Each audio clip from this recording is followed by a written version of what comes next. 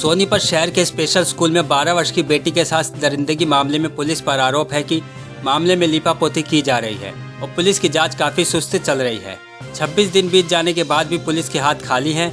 वहीं पीड़ित परिवार ने न्याय की मांग की है और अगर न्याय नहीं मिला तो पीड़ित परिवार ने ऐलान किया है कि परिवार आत्महत्या कर लेगा। पीड़ित परिवार का कहना है कि घर जाते ही उनकी बेटी रोने लग जाती है और उनसे अपनी बेटी का दर्द देखा नहीं जा रहा है और ऐसे में अब मौत को गले लगाने के अलावा कोई भी चारा नहीं बचा हुआ है। वहीं पीड़ित लड़की का मामला गोहाना में महिला थाने में ट्रांसफर करने के बाद गोहाना में महिला थाना इंचार्ज पर भी यह आरोप लगे हैं कि वह जब थाने में गए तो उन्हें यह कहा गया कि आपकी बेटी के साथ कुछ नहीं हुआ है, केवल इन्फेक्शन है, आप अपने घर बैठ जाओ। और पीड़ित परिवार ने भी बताया कि पुलिस उन्हें यह कहती है कि अगर ज़्यादा इधर उधर चक्कर लगाओगे तो तुम पर ही मानहानि का मुकदमा दर्ज हो जाएगा। पीड़ित परिवार का यह भी कहना है कि उनकी बेटी के साथ दुष्कर्म मामले में कई बड़े लोगों का हाथ है, इसलिए मामले को दबाया जा रहा है। जानकारी के मुताबिक पीड़ित परिवार ने बताया सोनीपत के कोर्ट रोड पर स्थित स्पेशल स्कूल में पहले भी 2 घटनाएं घटित हो चुकी हैं और पिछले 5 सालों से सीसीटीवी कैमरे बंद पड़े हुए हैं। पिछली 2 घटनाओं के बाद सख्त आदेश देकर कैमरे ठीक कराकर चालू करने की बात भी कही गई थी, लेकिन 2 घटना बीत जाने के बाद भी सबक नहीं लिया गया और तीसरी घटना में एक 12 वर्ष की बेटी के साथ दुष्कर्म का मामला सामने आ गया और सीसीटीवी खराब होने के कारण सारे सबूत दफन कर दिए गए। लड़की ने हॉस्टल वार्डन का स्पष्ट रूप से नाम लिया है और बावजूद इसके अभी तक गिरफ्तारी नहीं की गई है। पुलिस के सामने उनकी बेटी ने ट्रांसलेट के माध्यम से सारा सीन समझा दिया है और लड़की ने इशारों में किसी मोटे आदमी के शामिल होने का जिक्र किया है, ऐसा परिवार ने बताया है।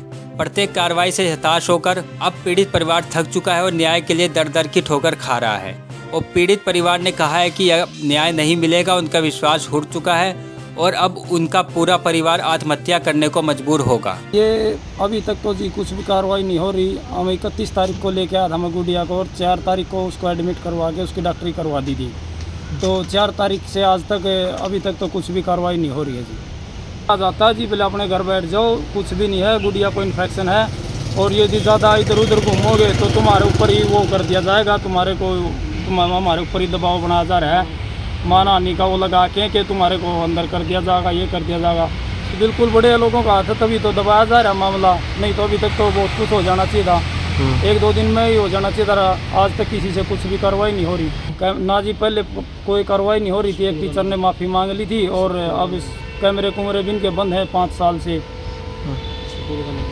वेलफेयर स्कूल है यहाँ सोनीपत में ही, उसमें पढ़ रही थी। गुड़िया गूंगी है और बहरी है, ना बोल सकती है ना सुनता इसको।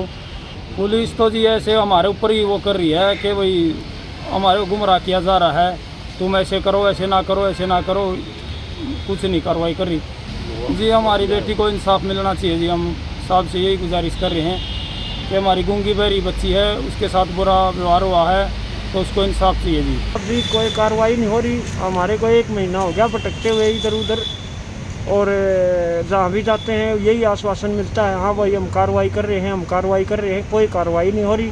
हमारी लड़की 12 साल से नीचे है और गूंगी बहरी है जन्म से। 3 साल हो गए हमारे को यहाँ पढ़ते हुए स्कूल में, और उसके साथ दुराचार हुआ है, बहुत अन्याय हुआ है, लेकिन कोई इंसाफ नहीं मिल रहा। 1 महीने से हम घूम रहे हैं, कभी इधर भेज देते हैं, कभी उधर भेज देते हैं। तहसील से डिस्ट्रिक्ट से उठा के तहसील में केस को भेज दिया, जबकि तहसील से डिस्ट्रिक्ट में केस आना चाहिए, लेकिन इन्होंने गुमराह करने के लिए हमारे को, हम सोनीपत में घूम रहे हैं और केस हमारा गुआने पड़ा है। नहीं तो हम भाई पूरा परिवार हम एकदम से आत्महत्या कर लेंगे अगर हमारे को इंसाफ नहीं मिला तो। ये देख लेना फिर हमारे से नहीं जिया जा रहा। हम घर जाते हैं, बच्ची देख के रोने लग जाती है, हमारे को भी रोना आ रहा है, हम नहीं देख पा रहे बच्चे की तरफ में। अब हमारे से बर्दाश्त नहीं हो रही।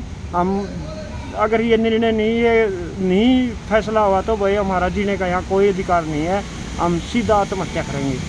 बस यही है हमारी भाई परमात्मा से, सरकार से हाथ जोड़ के प्रार्थना है कि भाई हमारी बच्ची को न्याय दिलाई। हमारे पास एक लड़की का मुकदमा आया था, आया है, मतलब कि उसकी उम्र होगी करीब 11 वर्ष। उसके पापा उसे हॉस्टल में छोड़ के आ गए थे, फिर करीब 1 वीक के बाद उसको वापस लेके चले गए। उन्होंने कहा कि जब मेरी लड़की को वापस लेके गया तो उसकी तबीयत खराब थी, तो हमने केस रजिस्टर कर दिया, उसकी काउंसलिंग करवा दी, बयान करवा दिए हैं, उसका मेडिकल परीक्षण करवा दिया। फिर सामने आया कि मेरी लड़की को पहले से कोई बीमारी थी, तो दोबारा से मेडिकल बोर्ड रजिस्टर करवा के दोबारा से उसका परीक्षण करवा दिया। उसकी प्रसाद वगैरह नहीं है। वैसे हमारी तफ्तीश जारी है, अभी अगर किसी आरोपी का नाम सामने आता है तो भी जल्द से जल्द उसकी गिरफ्तारी कर दी जाएगी। सोनीपत से संजीव कौशिक की रिपोर्ट।